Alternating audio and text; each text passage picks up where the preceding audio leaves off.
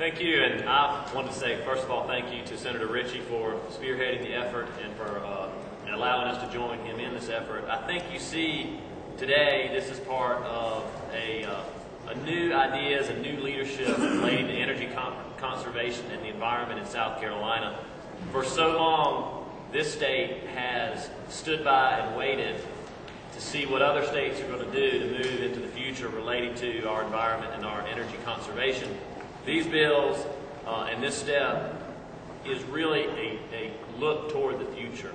So often we here in this state, we make decisions about today. We don't make decisions about how we're going to be 5 years down the road or 10 years down the road. This legislation really looks forward instead of where we're at today. And I'm excited about it. I look forward to pushing this legislation along with Senator Ritchie and Senator Alexander and Senator Levinas. And I hope that we see many more projects such as this. Thank you again.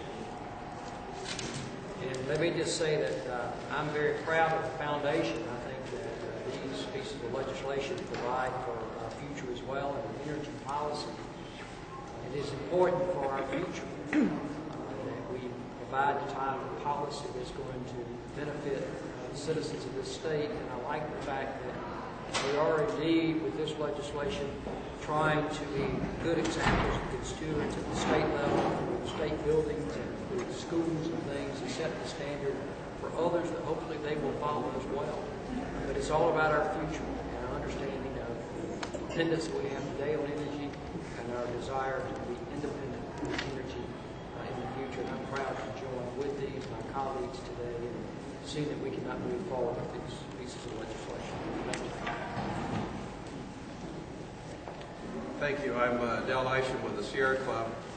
And I thank Senator Ritchie and his colleagues for introducing this forward-looking legislation.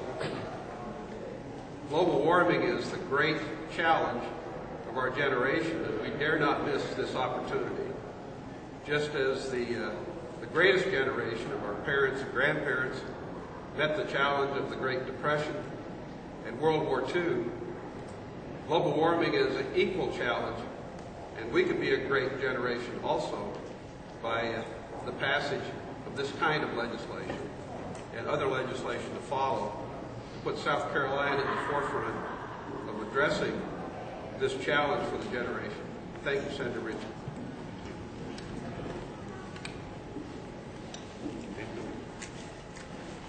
Dana Beach with the Coastal Conservation League, and I would like to lend my voice to the others that have spoken in support of Senator Ritchie's bills, and also thank him particularly for his leadership at a point in time when leadership is desperately needed.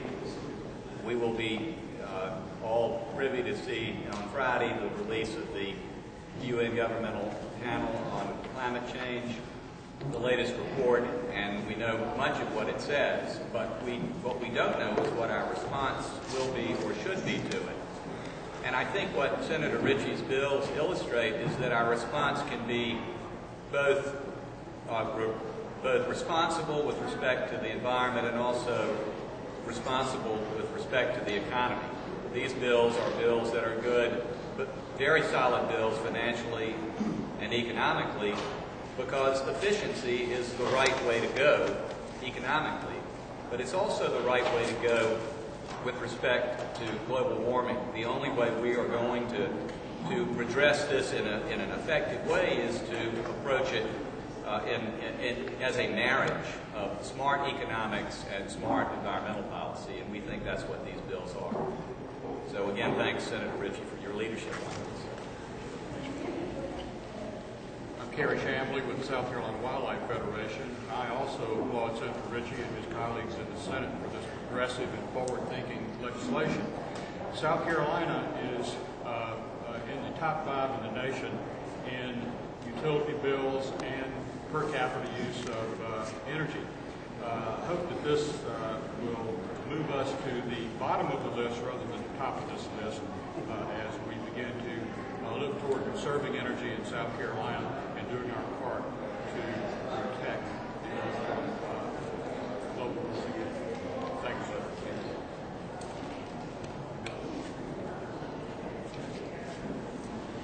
Keith Sanders, architect, and with the South Carolina chapter of the U.S. Green Building Council. I certainly want to applaud Senator Ritchie for his boldness. This would definitely put South Carolina at the forefront of sustainable design and construction and ensure a sustainable future for our children and their children. And as Senator Dennis talked about, we need to consider life cycle costs, and sustainability encompasses economics, and it has to make economic sense. And I believe these bills will make economic sense. And thank you, Senator, so much.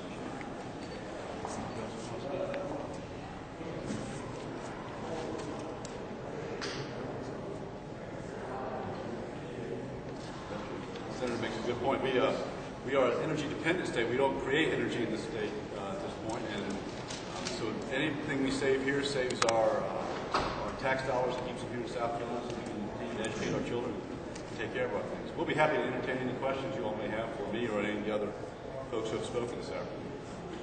Do you know, are there any buildings under construction now or have been built recently that would follow these guidelines? Sure, there are quite a number. In Spartanburg, the QS1 headquarters is an example of that. And here in the University of South Carolina, just down the hill, the new quad, the West Quad, is certified in green standards. And their leaders, Clemson University has made all buildings on their system will now meet this standard. So it's a growing trend, and we're going to embrace it to be leaders here at the forefront of the state.